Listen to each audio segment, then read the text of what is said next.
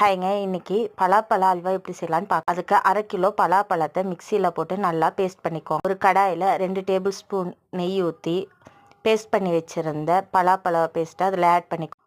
1 table spoon cornflour மாவை தண்ணியில் கரைச்சி ஆட் பண்ணிக்கோங்க. ஒரு 3 நிமிஷம் நல்லா வதக்கிட்டு இருக்கும்போது 1/4 கப் சர்க்கரை ஆட் பண்ணி நல்லா கலக்கிட்டே இருங்க.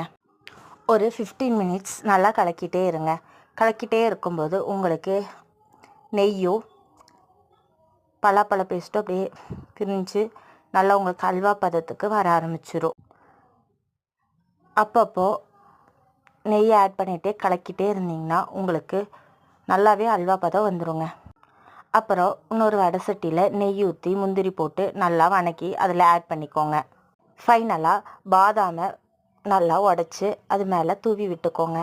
இப்போது இந்த டேஸ்ட்டில் நீங்கள் சாப்பிட்டு பார்த்தீங்கன்னா உங்களுக்கு பலாப்பழ அல்வா சூப்பராக ரெடி ஆகிடுச்சுங்க. தேங்க்யூ.